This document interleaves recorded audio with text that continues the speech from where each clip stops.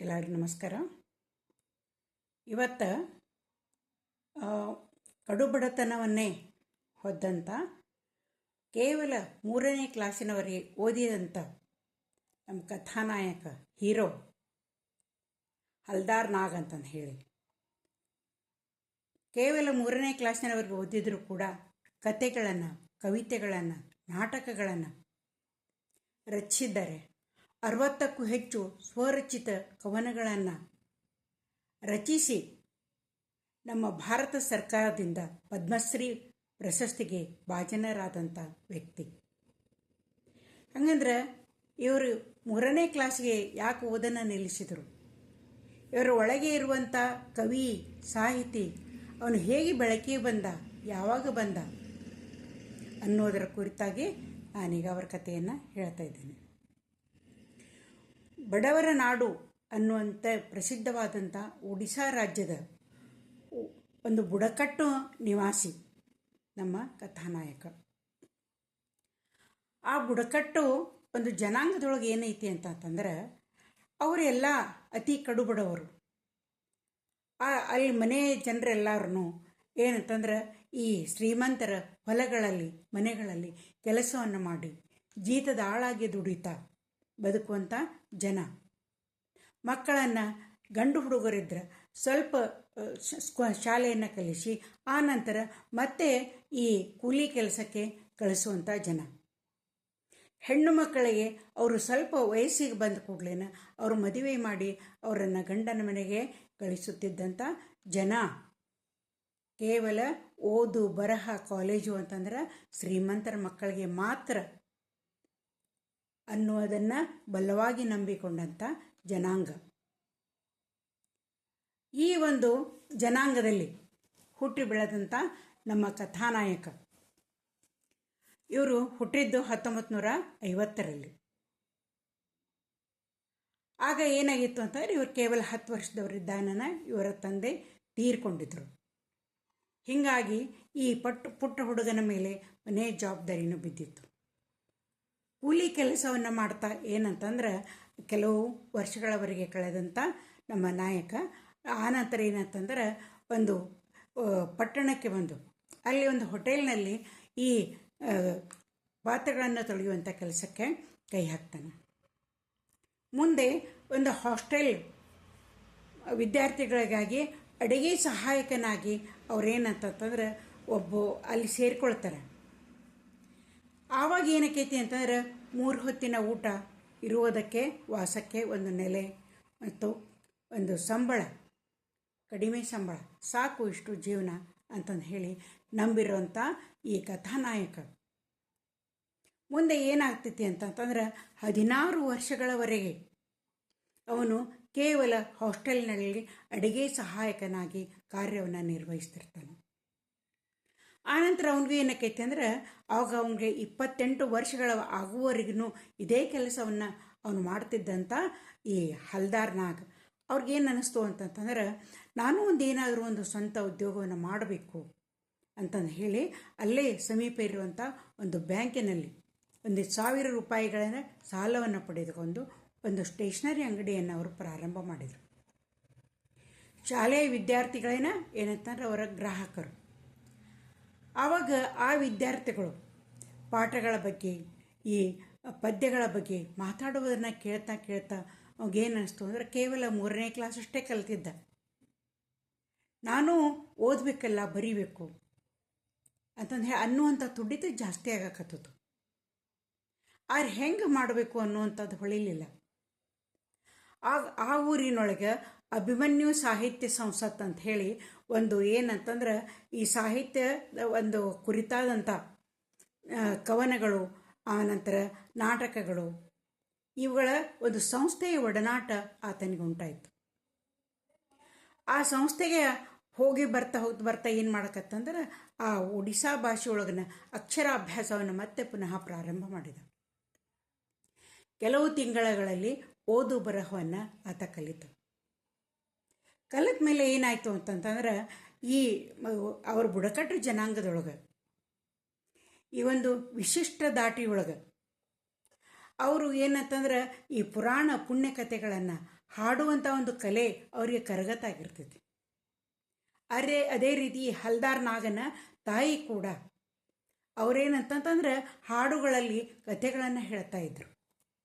ಅವನು ಕೇಳ್ತಾ ಕೇಳ್ತಾ ಬೆಳೆದಂಥ ಹಲ್ದಾರ್ ನಾಗಗೆ ಏನಾಯ್ತು ಅಂತಂದ್ರೆ, ನಾನು ಈ ಒಂದು ಪುರಾಣ ಪುಣ್ಯಕಥೆಗಳು ಏನದಾವಲ್ಲ ಇವನ್ನ ಒಂದು ಕವನವಾಗಿ ನಾನು ಬರೀಬೇಕು, ನಮ್ಮ ಒಂದು ಸಾಹಿತ್ಯವನ್ನು ಅಭಿವೃದ್ಧಿ ಮಾಡಬೇಕು ಅನ್ನುವಂಥ ಆಸೆ ಉಂಟಾಯಿತು. ಅನೇಕ ಕವನ ಸಂಕಲನಗಳನ್ನು ಆತ ಓದುತ್ತಾ ಬಂದ, ತನಗೆ ತಿಳಿದಂತೆ ಗೀಚುತ್ತಾ ಇದ್ದ ಕವಿತೆಗಳನ್ನು. ವಿನೋದ್ ನಾಯಕ್ ಅನ್ನುವಂಥ ಒಬ್ಬ ಅವರ ಕವಿತೆಗಳನ್ನು ಓದಿ ಅವನಿಗೇನಂತ, ನಾನು ಇದೇ ದಾಟಿಯೊಳಗೆ ಕವನಗಳನ್ನು ಬರೀಬೇಕು ಅಂತಂದು ಹೇಳಿ ಪ್ರಬಲವಾದಂಥ ಆಸೆ ಉಂಟಾಯಿತು. ಮುದಿ ಆಲದ ಮರ ಅನ್ನುವಂಥ ಅರ್ಥ ಬರುವಂಥ ಶೀರ್ಷಿಕೆಯಡಿಯಲ್ಲಿ ಒಂದು ಕವನವನ್ನು ಬರೆದ. ಒಂದು ವಿಶಿಷ್ಟ ದಾಟಿಯೊಳಗೆ ಒಂದು ವಿಶಿಷ್ಟ ಲಯದೊಳಗೆ ಕವನವನ್ನು ಬರೆದು ಏನು ಮಾಡೋದಂತಂದ್ರೆ, ನೋಡೋಣ ಅಂತಂದು ಒಂದು ಪತ್ರಿಕೆಗೆ ಕಳಿಸಿದ. ಅದು ಏನಿತ್ತಂದ್ರೆ, ಈ ಒಡಿಸ್ಸಾ ಭಾಷೆಯೊಳಗೆ ಅಳಿವಿನ ಅಂಚಿನಲ್ಲಿದ್ದಂಥ ಕೋಸಲ ಭಾಷೆಯೊಳಗಿತ್ತು. ಭಾಳ ಅಳಿವಿನ ಅಂಚಿಗೆ ಬಂದಿತ್ತು ಆ ಭಾಷೆ.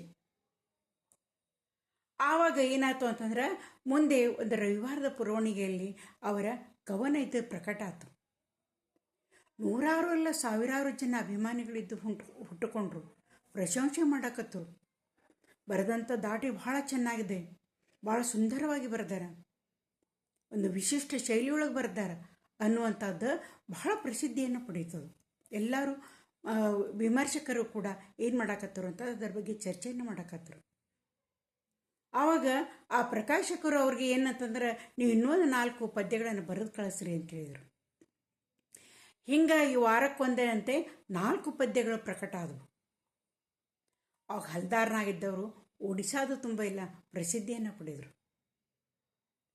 ಅವರ ಒಂದು ವಿಶಿಷ್ಟ ಶೈಲಿ ಮತ್ತು ವಿಶಿಷ್ಟ ವಸ್ತುವನ್ನು ಅವರು ಆಯ್ಕೆ ಮಾಡ್ಕೊತಿದ್ರು.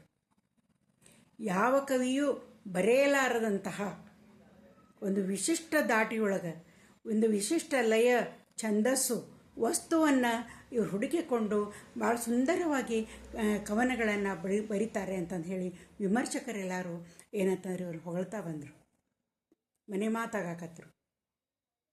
ಆವಾಗ ಇವರ ಪ್ರಸಿದ್ಧಿಯನ್ನು ಕಂಡಂಥ ಲಂಡನ್ನಿನಿಂದ ಕೆಲವಾರು ಜನರು ಬಂದರು, ಪತ್ರಕರ್ತರು. ಅವರು ಬಂದು ಇವರಲ್ಲಿ 4-6 ದಿನ ಇಳ್ಕೊಂಡು ಇವರ ಜೀವನ ಒಂದು ಸಾಕ್ಷ್ಯ ಚಿತ್ರವಾಗಿ ಅವರು ಮಾಡಿದರು. ಮುಂದೆ ಇವರ ಕವಿತೆಯನ್ನು, ಸ್ವರಚಿತ ಕವನಗಳನ್ನು, ಸಾಹಿತ್ಯವನ್ನು, ನಾಟಕಗಳನ್ನು ಬರೆಯೋದಕ್ಕೆ ಪ್ರಾರಂಭ ಮಾಡಿದರು.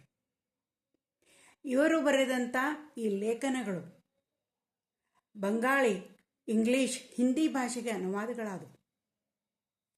ಇವ್ರ ದಾಟಿನೇ ಬೇರೆ ಇತ್ತು, ಇವರು ಬರೆಯುವಂಥ ಒಂದು ಶೈಲಿನೇ ಬೇರೆ ಆಗಿತ್ತು. ಎಷ್ಟೋ ಜನ ಇವರ ಒಂದು ಕವನಗಳ ಮೇಲೆ 5 ಜನ ಏನಂತಂದ್ರೆ PhD ಪದವಿಯನ್ನು ಪಡೆದುಕೊಂಡ್ರು. 6 ಜನ ಏನಂತಂದ್ರೆ ಸಂಶೋಧನಾ ಪ್ರಬಂಧವನ್ನು ಮಂಡಿಸಿದರು.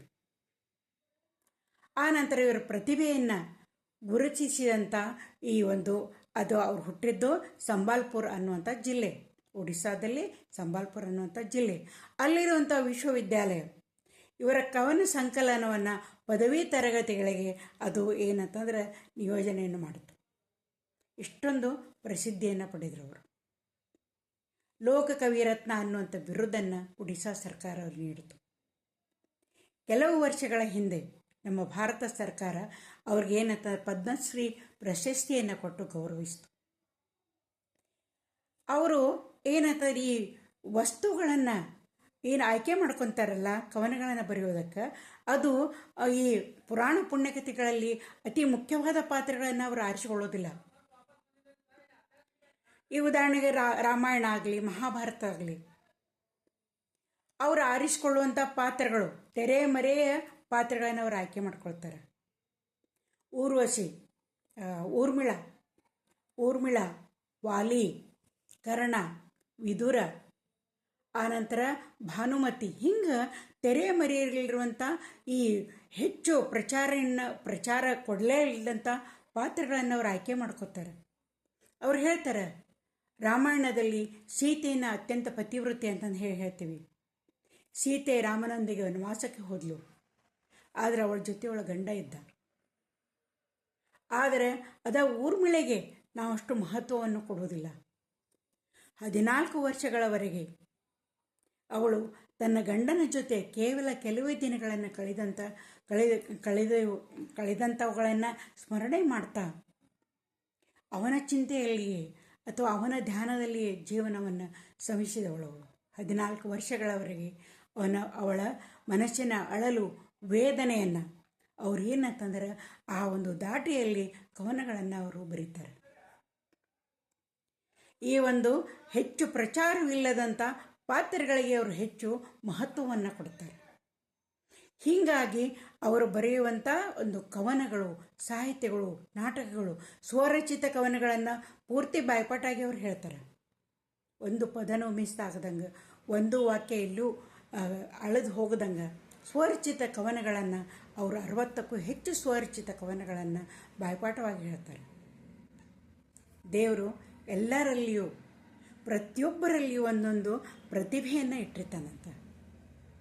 ಆ ಪ್ರತಿಭೆಯನ್ನು ಕಂಡುಕೊಳ್ಳೋರು ಕೆಲವು ಜನ, ಅವರೇ ವಿಶಿಷ್ಟ ವ್ಯಕ್ತಿಗಳಾಗಿ ಏನಂತ ಪ್ರಸಿದ್ಧಿಯನ್ನು ಪಡೀತಾರೆ. ಅದಕ್ಕೆ ಈ ಒಂದು ಕಥಾನಾಯಕನ ಒಂದು ಜೀವನ ಈ ಒಂದು ಸಾಧಕರಿಗೆ ಪ್ರೇರಣೆ ಆಗಲಿ ಅಂತಂದು ಹೇಳ್ತಾ ಇವರ ಕಥೆಯನ್ನು ನಾನು ಮುಗಿಸ್ತಾ ಇದ್ದೇನೆ.